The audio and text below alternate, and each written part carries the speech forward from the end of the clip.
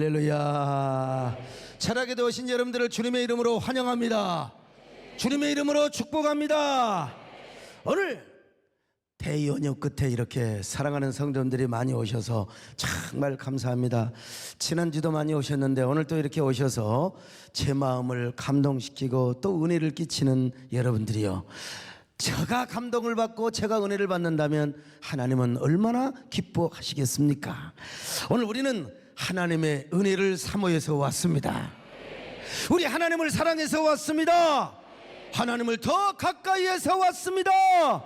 여러분, 이것이 우리의 모든 축복이고 보배이며 여러분 우리의 모든 재산이기 때문에 그렇습니다. 하나님을 가까이 하는 것, 이것이 우리의 복인 줄로 믿습니다. 여러분, 우리의 재산인 줄로 믿습니다. 제가 요즘 이렇게 할아버지가 되어서 참 한편으로는 좀 내 자신이 스스로 연민에 빠져요. 언제 이렇게 아무 하는 일도 없이 이렇게 내가 나이가 먹었던가 이런 생각도 하지만, 그런 생각을 하다가도 요 손녀를 보면요, 완전히 고농도 그냥 스트레스 해소제입니다. 그냥 얘를 보면요, 내가 죽어도 좋아, 얘를 위해서 죽어도 좋아, 얘를 위해서는 내가 얼마든지 죽을 수 있어, 이런 마음 어때요? 이철희 장로님 그러죠? 차, 서장로님 그래 안 그래요? 자, 손주를 위해서 김몽희 장로님 그런 마음 없죠? 있어요? 있어요. 여러분, 이게 다 이게 할아버지의 마음입니다. 근데 문제는 뭐냐면, 내가 개를 보면은요, 개가 나를 울어버려요. 나보고 울어버려요. 막 갑자기 울어버려요. 그래, 내가 너무 미안해가지고, 진짜 내가 무슨 죄를 지었을까, 내가 무슨 어둠을 씌워서 와서, 야, 내가 뭐 초상집도 안 갔던데 왜 그러냐, 제발 좀 나 좀 그러지 마라. 그런데도 위로가 되는 거 있잖아요. 지네 아빠가 일주일에 한 번 와요. 서울에 살다가 이 변호사 얼마나 힘들어요, 바쁘고. 근데 지네 아빠도 보고 온대. 그래서 내가 위로가 됐어요. 나만 그런 게 아니구나, 니네 아빠도 그렇구나, 나만 그런 게 아니요, 지네 친할아버지도 그래요. 그런데 이번에 여러분 추석 때 며칠을 좀 봤어요. 한 이틀을 같이 보고 그랬더니 여러분, 오늘 봐도 안 울어요. 그리고 생글생글 웃어요. 이거구나.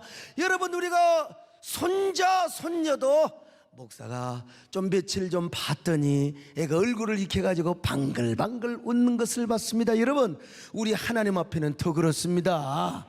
뭐 그냥 일주일에 그냥 한 번 주일날 예배 보는 것과, 여러분 수요 예배 나오고 철학기도 나오고 새벽기도 나오고 하나님을 대하고 교회를 가까이 나오니까 여러분, 하나님 앞에 친근하게 됨을 믿으시기를 바랍니다. 오늘 여러분들은 하나님 앞에 친하시기를 바랍니다. 아니 어쩌다가 그 교회 오면은 좀 이상, 저 사람 무슨 일 있나, 목사도요 몇 달 안 보이다가 갑자기 보이면 저 집구석도 무슨 일이 있나, 이런 생각이 들 때가 있어요. 여러분, 그러지 마시고 오늘도 주님을 가까이 하시기를 바랍니다. 주님을 친근하시게 하시기를 축원합니다. 그런 여러분에게 하나님께서 갑절의 은혜를 베풀어 주시기를 바랍니다. 꽃배기 은혜를 베풀어 주시기를 바랍니다.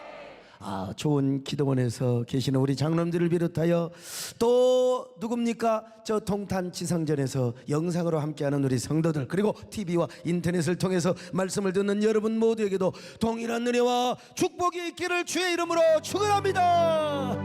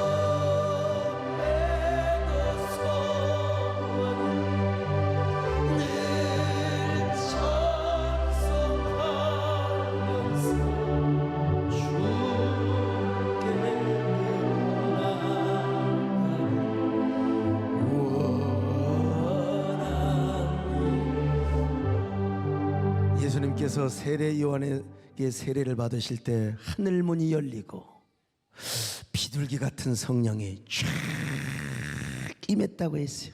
왜 성령께서는 예수님께 비둘기같이 강림하셨을까요? 저처럼 이스라엘의 제사장 가문에서 비둘기를 왕의 문장으로 여겼기 때문이라는 거예요. 이스라엘 제사장 가문에서는 비둘기를 영혼의 새라고 불렀습니다. 그러다가 바벨론 포로 이후에 왕이 없잖아요. 그러니까 이 제사장 가문에서 비둘기를 우리끼리는 이스라엘의 문장으로, 왕의 문장으로 우리가 한번 생각하자. 영혼의 새를 넘어서 국가의 문장으로 생각을 하자.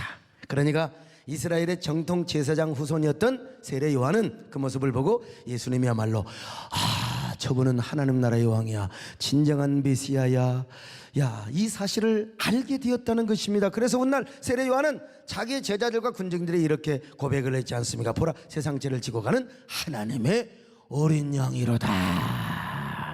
자, 요한복음 1장 29절 같이 봅니다. 시작. 이튿날 요한이 예수께서 자기에게 나오심을 보고 이르되 보라, 세상 죄를 지고 가는 하나님의 어린 양이로다. 오늘 본문의 사건은 모든 성경학자들이 뭐라고 하느냐, 이거는 예수님의 대관식 사건이다, 예수님이 하나님 나라의 왕으로 등극하는 대관식의 사건이라고 그렇게 이야기를 해석을 합니다. 그러니까 예수님의 대관식 사건에 성령이 어떻게 임재하느냐, 뭐 불처럼 바람처럼 올 수도 있어요. 그러나 비둘기처럼, 할렐루야, 왕의 문장인 비둘기처럼 오셔야 됐습니다. 그렇습니다. 오늘 또 우리 예수님은 우리의 메시아를 넘어서 우리의 진정한 왕이십니다. 우리의 메시아이십니다. 구세주를 넘어서 진정한 왕중왕이요 임금의 임금이란 말입니다. 그러므로 여러분 신앙생활하면서 주님을 왕으로 모시기를 주의 이름으로 축원합니다. 왕으로 섬기시기를 바랍니다. 그래서 세이비어 신앙을 넘어서 로드십 신앙을 가지시기를 주님의 이름으로 축원합니다. 로드십 신앙, 신정주의 신앙으로 우리 예수님을 왕으로 모십시다. 왕이시 나의 하나님, 내가 주를 높이고 영원히 주의 이름을 성천하리이다.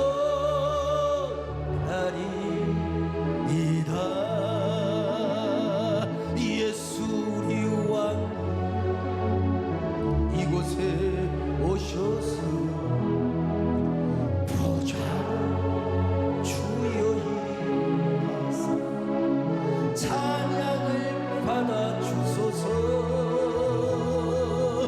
주님을 찬양하고 주님을 경배하고 왕이신 예수여 다스리소. 오늘도 마찬가지입니다. 여러분, 성령님은요 얼마든지 우리에게 비둘기 같은 분으로 왕의 문장에 어떤 사인을 가지고 우리에게 오실 수 있어요. 왜냐? 우리도요 왕 같은 제사장이거든요. 그리스도 안에서 왕적인 제사장입니다. 자, 베드로전서 2장 9절입니다. 시작. 그러나 너희는 택하신 족속이요 왕 같은 제사장들이요 거룩한 자, 나라요. 보세요. 왕 같은 제사장이라고 말씀하지 않습니까? 여기서 베드로는요 왕 같은 제사장을 이야기한 후에 아름다운 덕에 대한 이야기를 하고 있어요. 이게 뭐냐면 전도요. 다시 한번 베드로전서 2장 9절 한번 보실까요? 시작. 그러나 너희는 택하신 족속이요 왕 같은 제사장들이요 거룩한 나라요 그의 소유가 된 백성이니 이는 너희를 어두운 데서 불러내어 그의 기이한 빛에 들어가게 하시니에 아름다운 덕을 선포하게 하리. 아름다운 덕을 선포하게 하리 함이라. 여러분, 이게 뭐요? 그리스도의 복음, 하나님의 구원의 도를 전하는 게 뭐요? 아름다운 덕입니다. 덕. 자, 그러니까 여러분, 우리가 전도하는 데 있어서 능력이 없으면 안 돼요. 전도하는 자에게 권세가 있어야 됩니다. 여러분, 예수님 권세, 내 권세가 돼야 되는 거예요. 가끔은 우리가 핍박받을 수 있어요. 우리가 박해받을 수 있습니다. 그러나 교회는 이깁니다. 전도가 이깁니다. 복음이 이깁니다. 그런데 여러분, 맨날 찌들어져 가지고 핍박을 받을 때는 받지만 베드로 사도도 감옥에다 갇히고 야고보도 마찬가지요, 순교도 당했어요. 그러나 여러분, 그 자체가 우리에게 능력이 돼야 됩니다. 복음 전하고 다니는 사람들이 능력이 없어가지고 말이야 그냥 그러면 되겠습니까? 오늘 우리 특별히 전도단들이요, 우리 평교원에 귀한 양육하는 사람들이요, 먼저 영적인 권세를 받으시기를 바랍니다. 우리는 다 왕적인 제사장이요, 왕같은 제사장이란 말입니다. 왕같은 제사장에게 뭐요?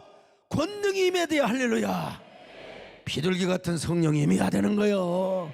그래서 예수님의 권세가 내 권세가 되고 그 큰 권세를 가지고 우리는요, 보이지는 않지만 영적인 질서를 명할 수가 있어요. 우리끼리 말은 안 해서 그렇지요. 지금 복음을 전하고 있는데 이쪽에서 한 사람이 전하고 있는데 막 계속해서 마귀 역사가 일어나고 막 계속해서 그냥 좋지 않는, 그러면 내가 명령할 수, 내가 예수 그리스도 이름으로 명하노니 이 모든 공기를 흐리게 하고 모든 질서, 영적인 질서를 헷갈리게 하는 이 사탄아, 내가 예수의 이름으로 명하노니 물러갈지어다. 내가 예수의 권세로 명하노니 물러갈지어다. 할렐루야. 그렇다고 아무 데 가서 떠들면 덕이 안 돼. 마음속으로. 그러면 주님의 권세, 비둘기 같은 성령이 오셔서 이런 모든 보이지 않는 영적인 질서, 모든 영적인 조직을 다 하나님이 아주 완전히 고쳐주셔요. 완전히 바꿔주세요. 그래서 그 막 강도 같은 마음이 막 어린애처럼 변해가지고 언젠가 집사님 나 교회 좀 나가면 안 돼? 교회 좀 나가면 안 돼? 이런 역사가 나타나는 거예요. 여러분, 우리에게 이런 영적인 경험이 있기를 축원합니다. 이런 권세를 경험하시기를 축원합니다. 예수님 권세, 예수님 권세, 내 권세, 예수님 권세, 예수님 권세, 할렐루야, 할렐루야, 할렐루야. 예수님 권세, 내 권세, 할렐루야, 할렐루야. 예수님 권세. 두 번째, 비둘기는 유대인의 의식 속에서 가장 순결한 새였어요. 순결한. 그래서 성경을 보면은 구약 성경에 부엉이, 독수리, 까마귀, 까치, 이거 하나님 앞에 드려지지 않은 부정한 새였어요. 부정한 새. 이것들은 말이요, 그냥 아무거나 그냥 서로 짝짓기를 하고 싸우고 물고 뜯고 그러는데요, 비둘기는 절대 그러지 않았어요. 오직 순결한 비둘기, 깨끗한 비둘기란 말이에요. 이 비둘기를 하나님께서 정결한 새로 제물로 드리라고 그랬어요. 그래서 예수님도 비둘기를 아주 순결한 새로 표현했어요. 자, 마태복음 10장 16절 같이 봅니다. 시작. 보라, 내가 너희를 보냄이 양을 이리 가운데로 보냄과 같도다. 그러므로 너희는 뱀같이 지혜롭고 비둘기같이 순결하라. 그래서 성령님도 비둘기처럼 순결하게 임하셨던 것입니다. 왜냐하면 성령님이야말로 성결의 영이요 순결의 영이기 때문에 그렇습니다. 로마서 1장 4절을 같이 봅니다. 시작. 성결의 영으로는 죽은 자들 가운데서 부활하사 능력으로 하나님의 아들로 선포되셨으니 곧 우리 주 예수 그리스도시니라. 성령님이 성결의 영이시기 때문에 우리에게 임재하셔서 제일 먼저 하는 것이 뭔 줄 아세요? 성결의 역사요, 성화의 역사입니다. 우리를 변화시켜요. 성령님이 우리 안에 그냥 가만히 주둔만 하신 게 아니라 우리를 변화시킨다니까요. 그리고 우리 안에 충만하게 오신다 이 말이요. 그래서 우리는 어떤 사람이 되느냐? 은혜 받은 사람일수록 주여 정결하게 하여 주옵소서, 깨끗하게 하여 주옵소서, 성화의 사람으로 되게 하여 주시옵소서. 오늘 여러분에게도 성령님이 비둘기처럼 임하셔서 성결의 사람이 되시기를 축원합니다. 성화의 사람이 되시기를 바랍니다. 정결한 사람이 되게 하여 주시옵소서. 주여 정결하게 오늘 하루 순간 주가 주신 힘으로 정결하게 원하네. 주여 나를 정결하게 하소서. 주여 순결하게 하소서. 오늘 하루 순간 주가 주신 힘으로 순결하기 원하네. 주여 나를 순결하게. 세 번째 비둘기는요, 순결한 새일 뿐만 아니라 사랑의 새였습니다. 여러분, 지난 시간에도 말씀드린 것처럼 비둘기는요, 뱃속에서부터 짝을 짓는다고 하잖아요. 비둘기는 알을 낳을 때 하나도 안 낳아, 세 개도 안 낳아, 두 개만 탁 낳아요. 오직 두 개만 낳아요. 그래서 두 개를 낳아가지고 나중에 지들이 자라면서 짝을 짓습니다. 그래 절대로 자라면서 다른 비둘기와 짝을 치지 않아요. 이 비둘기는 사실 원앙보다도 더 사이가 좋아. 지조와 금슬이 좋습니다. 그래서 자기 짝이 죽으면 한 마리는 3일, 4일, 5일 동안 먹지 않고 울다가 죽어요. 너무 슬퍼. 그렇게 아무것도 안 먹고 죽어라 울다가 그 한 마리 새도 죽는다는 겁니다. 그러므로 비둘기는 평생 싸우는 일이 없어요.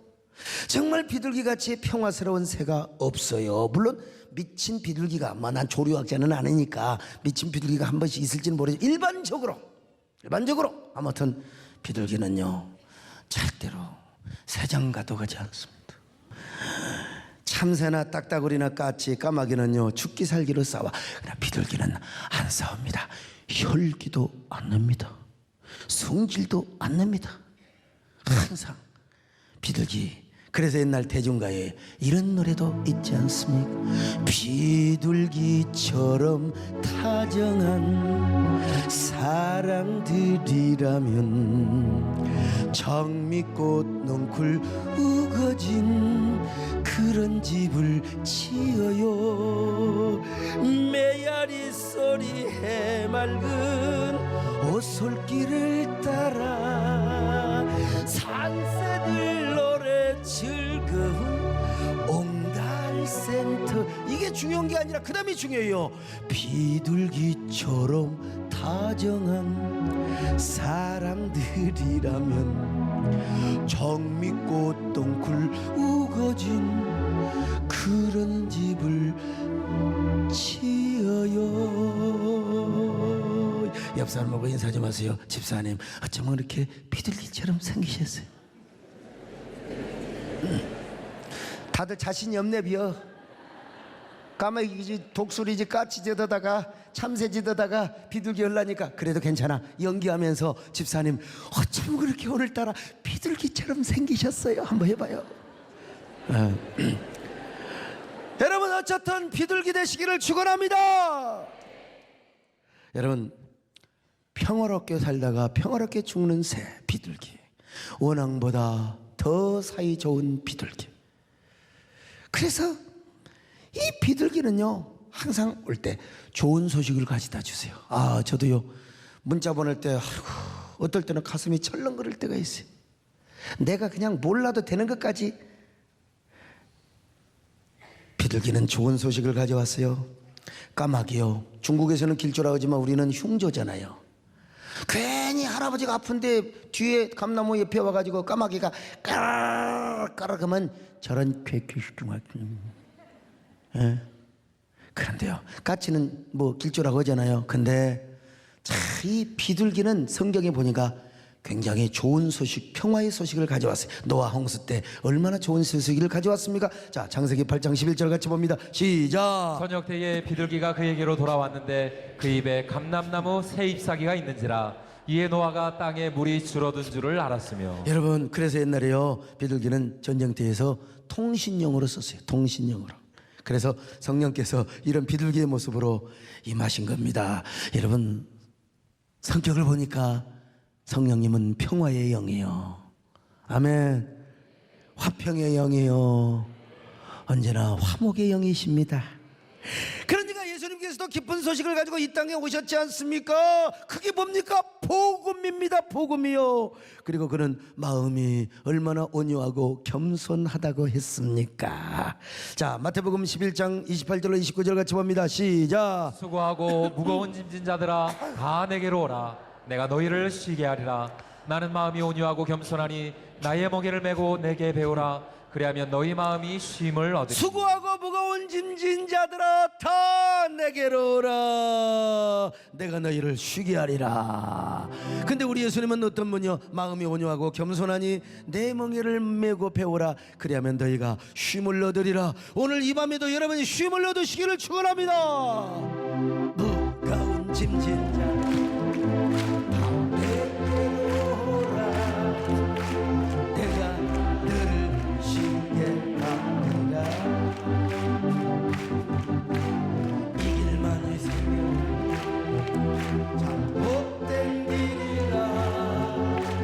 항상 내게 들려주셨소.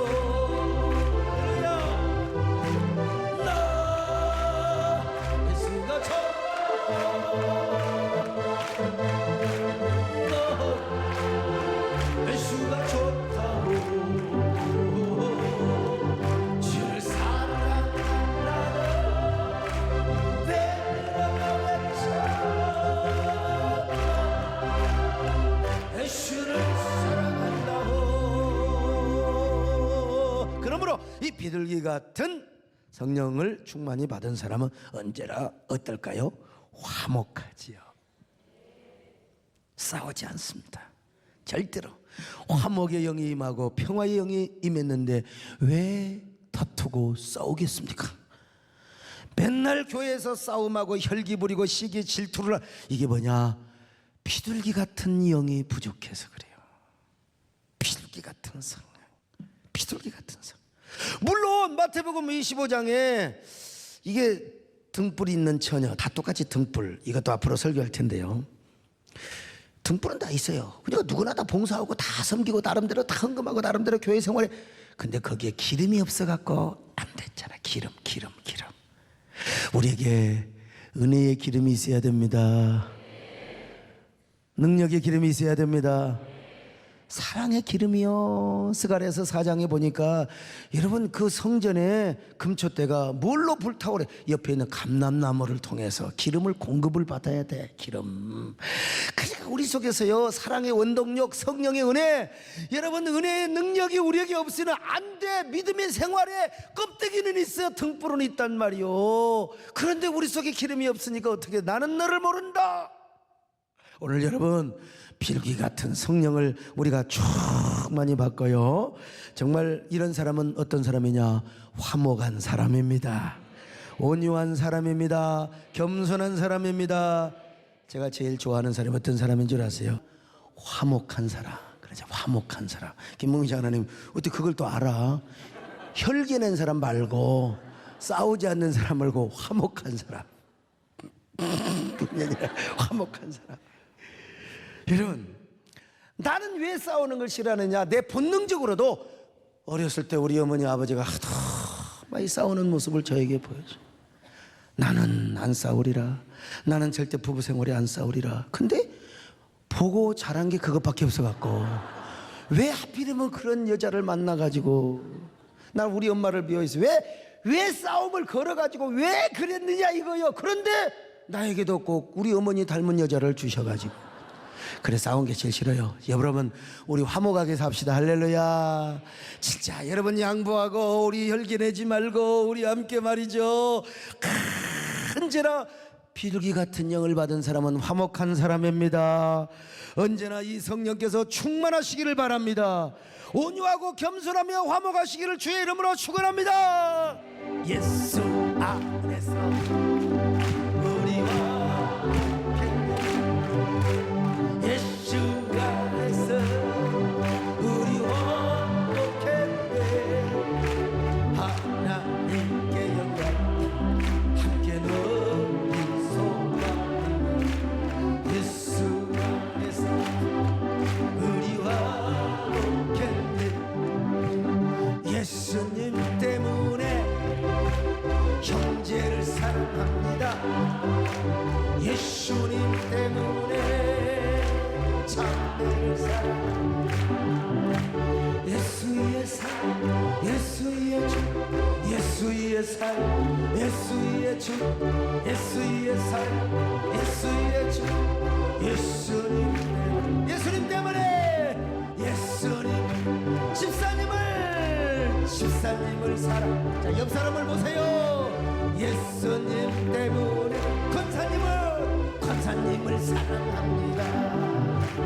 예수의 삶, 예수의 주, 예수의 삶, 예수의 주, 예수의 삶, 예수의 축복, 예수님 때문에.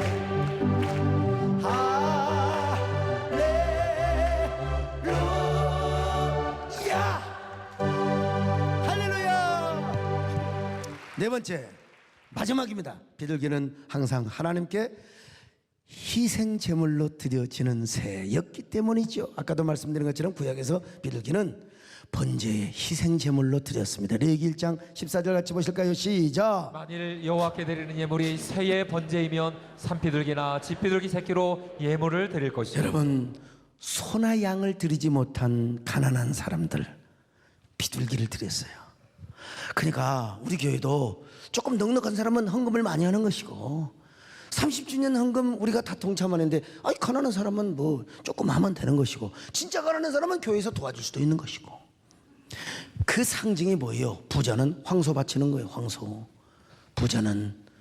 그리고 중류층은 염소나 양을 바치는 거죠. 중산층은요. 예. 그리고 이제 가난한 사람은 비둘기를 모가지를 딱 비틀어 가지고 잡아서 하나님께 드려요. 자, 레위기 5장 7절 같이 보실까요? 시작. 만일 그의 힘이 어린 양을 바치는 데에 미치지 못하면 그가 지은 죄를 속죄하기 위하여 산비둘기 2마리나 집비둘기 새끼 2마리를 여호와께로 가져가되 하나는 속죄제물을 삼고 하나는 번제물을 삼아. 자, 그래서 여러분, 예수님도요, 요셉과 마리아가 가난했던 것 같아요. 그래서 비둘기를 가지고 번제를 드리려고 그렇게 성전에 올라갔습니다. 자, 누가복음 2장 22절로 24절 시작. 모세의 법대로 정결 예식의 날이 참에 아기를 데리고 예루살렘에 올라가니 이는 주의 율법에 쓴 바 첫 해에 처음 난 남자마다 주의 거룩한 자라 하리라 한 대로 아기를 죽게 드리고 또 주의 율법에 말씀하신 대로 산비둘기 한 쌍이나 혹은 어린 집비둘기 둘로 제사하려 함이더라. 야, 여러분, 참 우리 예수님 부잣집에 태어났으면 얼마나 좋았을까.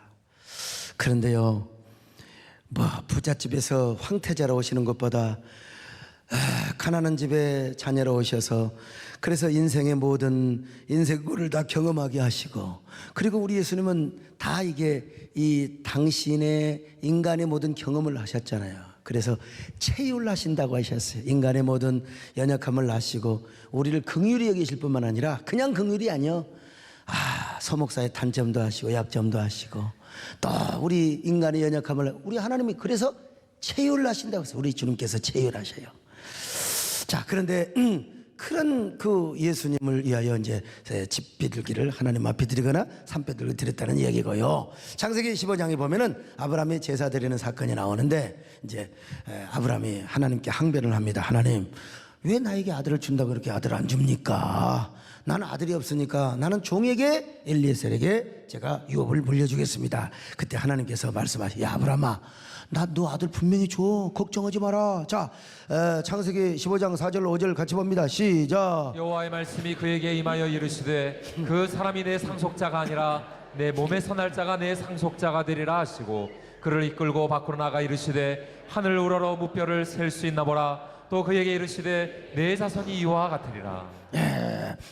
자, 분명히 네 몸에서 날 자식을 내가 줄 거야. 그리고 그 후손을 통해서 하늘의 별과 같이 땅의 모래와 같이 내가 너에게 자손을 번성케 할 거야. 그리고 나서 하나님께서 아브라함에게 언약을 세우기 위해서 제사를 지내라고 합니다. 근데 그때 다른 제물은 다 쪼개지만 비둘기, 산비둘기, 이 조그마한 비둘기 새는 쪼개지 말라고 하셨어요. 창세기 15장 10절로 13절 시작. 아브라함이 그 모든 것을 가져다가 그 중간을 쪼개고 그 쪼갠 것을 마주 대하여 놓고 그 새는 쪼개지 아니하였으며 솔개가 그 사체 위에 내릴 때에는 아브라함이 쫓았더라.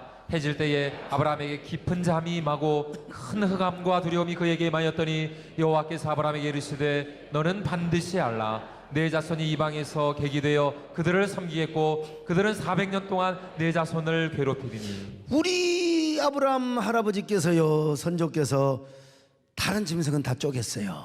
근데 비둘기는 쪼개지를 않았습니다. 그래서 이제 옛날에 어르신들이, 목사님들이 아브라함이 비둘기를 쪼개지 않아 가지고 벌을 받았다. 비둘기를 쪼개야 되는데, 그리고 부득이죠, 예배 시간에 졸다가 그 제사 시간에 왜 졸다가, 그래서 하나님이 아브라함에게 4대 이 벌을 받게 했다. 이렇게 이제 가르친 분들이 있었어요. 옛날에 부흥사 어르신들이. 물론 예배는 잘 드려야지요. 그리고 졸면 안 돼요. 지금도 조는 사람이 있으면 곤란합니다. 내 눈에는 안 보이는데 또 저 기둥에서 조는 사람이 있을지 모르겠는데, 여러분 마음을 다하고 성품을 다하고 힘을 다하여 하나님을 섬기고 신령과 진정으로 예배 드리고 말씀 드려야 할 시간에 졸면 되겠습니까? 그럼 말도 안 되네죠. 우리는 졸지 말아야 됩니다. 우리는 반드시 눈을 초롱초롱 빛나게 떠야 됩니다. 물론 깊은 밤에 오늘 또 일을 하고 오늘 금요일 날 모처럼 쉬어야 되는데 저녁에 또 이렇게 오시는 분들 피곤하면 졸 수 있어요. 너무 피곤하면 졸 수 있어요. 그러나 하여간 설교만 시작되면 무조건 조는 사람이 있어요. 아니, 낮 예배도 졸고 저녁 예배도 졸고 새벽에도 졸고 조는 사람, 이런 사람 뭐라고 그러냐? 쫄맨. 졸맨이라고 그래, 졸맨. 근데 저는 걱정 안 해도 돼. 여러분 다 신방 가면요, 우리 뭐 하석조 집사님 있잖아요. 그분은 교회만 가면 무조건 졸았대. 왜? 운동을 하다가 가니까. 그리고 1시간을 못 버틴대요. 도저히 운동하는 사람 오래 못 앉아요. 막 뛰어야 돼 막 그러잖아요. 애들이 가정예배 드릴 때 3분을 못 있어요. 좀 있으면 이 운동하는 사람 똑같은 거요.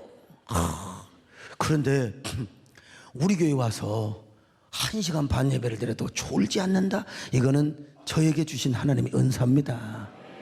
졸만하면 노래 부르고 졸만하면 찬양하고. 한 번은 이분이요, 송구영신 예배 가자고 그래서 그냥 왔대. 1시간 예배 드린 줄 알고 가운데 완전히 끼어가지고 세상에 4시간 5시간을 드렸는데 오줌이 메라 죽었고요. 와, 도대체 언제 끝나냐. 세상에 우리 오경아 집사님은 인상을 쓰고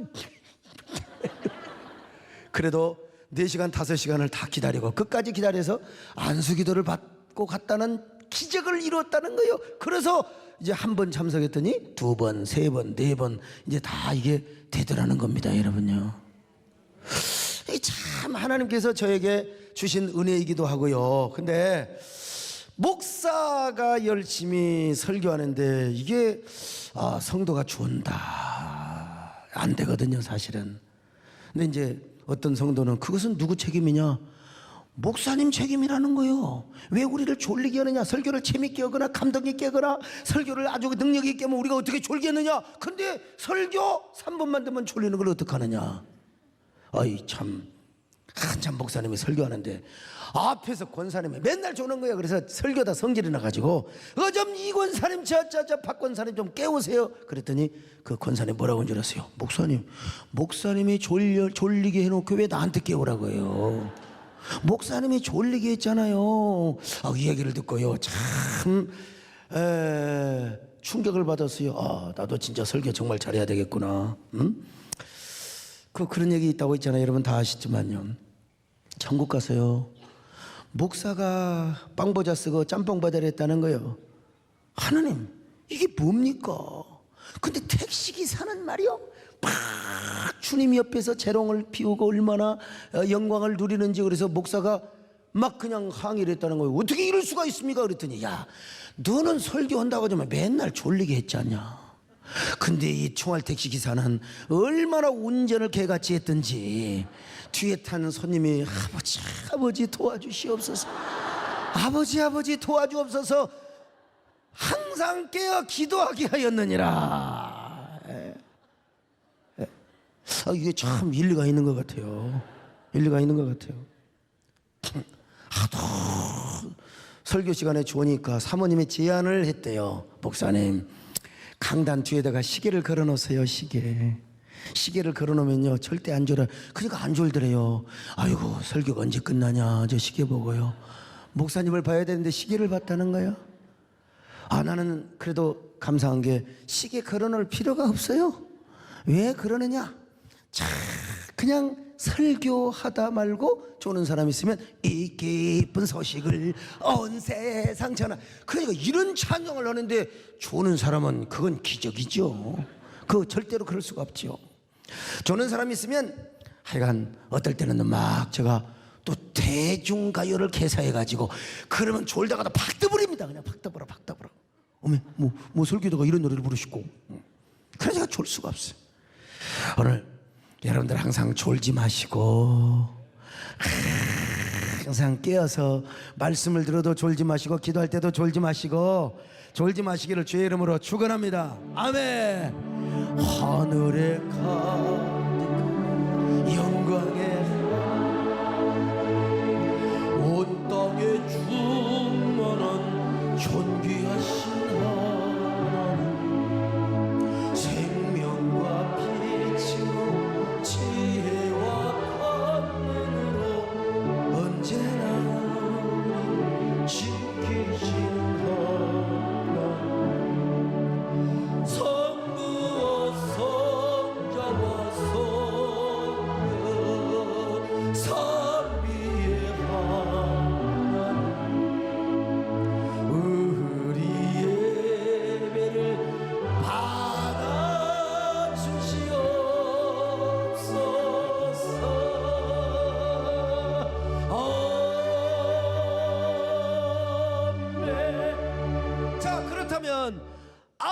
그때 비둘기를 쪼개지 않아서 자손들이 저주를 받았을까요? 절대로 그렇지 않습니다. 여러분, 그렇게 배운 분들 잘 교정받으셔야 됩니다. 여러분, 레위기 1장 17절을 보실까요? 시작. 또 그 날개 자리에서 그 몸을 찢되 아주 찢지 말고 제사장이 그것을 제단 위에 불 위에 있는 나무 위에서 불살라 번제를 드릴지니 이는 화제라 여호와께 향기로운 냄새니라. 레위기 5장 8절도 한번 보실까요? 시작. 제사장에게로 가져갈 것이요 제사장은 그 속죄 제물을 먼저 드리되 그 머리를 목에서 비틀어 끊고 몸은 아주 쪼개지 말며. 여러분, 구약의 율법을 보면 비둘기는 쪼개지 말라 그랬어요. 그 전에 율법을 주어지기 전에도 구전에 의해서 여러분 안 찢었어요. 그러니까 아브라함이 비둘기를 쪼개지 않았다는 것은 잘못한 게 아니에요. 이거는 훗날에도 율법에서 잘 이야기하고 있습니다. 작은 새도 하나님이 기뻐하시는 희생 제물이었다 이 말이요. 그래서 아브라함이 언약을 체결할 때도 그냥 짐승만 드린 게 아니라 비둘기도 드렸습니다. 그만큼 비둘기가 정결한 새요 그리고 깨끗한 새였다는 것입니다. 제물로 합당한 새였습니다.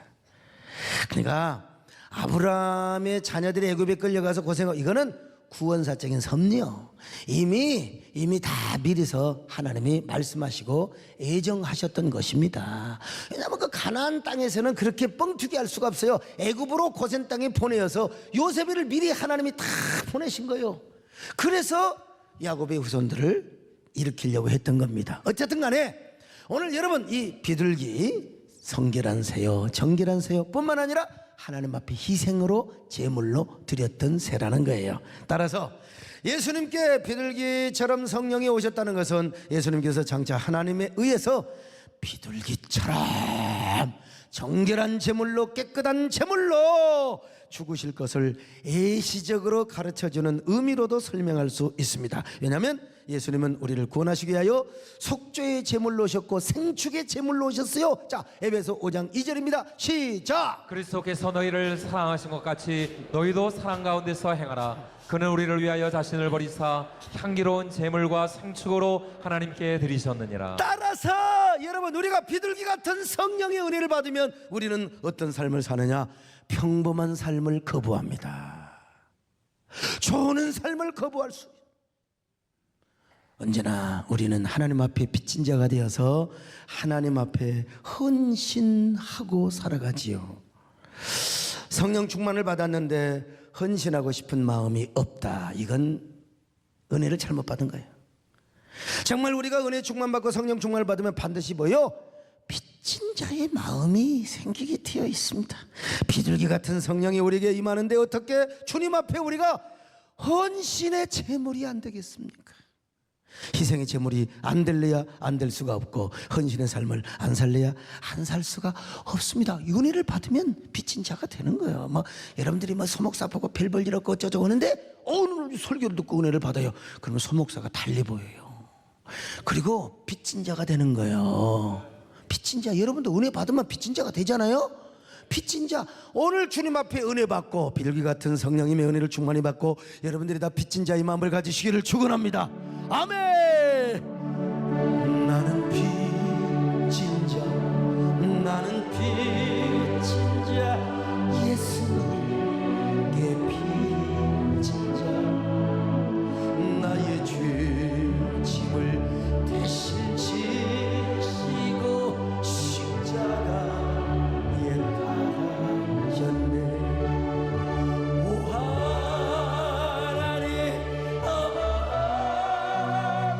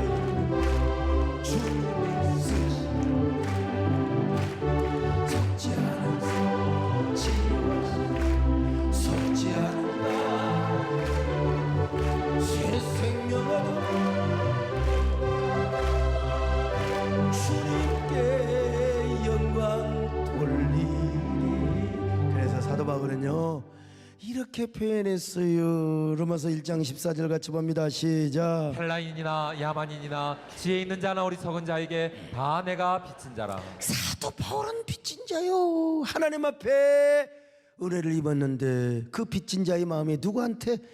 헬라인이나 야만인이나 어리석은 자나 지혜 있는 자나 다 빚진 자예요. 왜? 내가 은혜를 받았으니까 복음을 전해야 돼.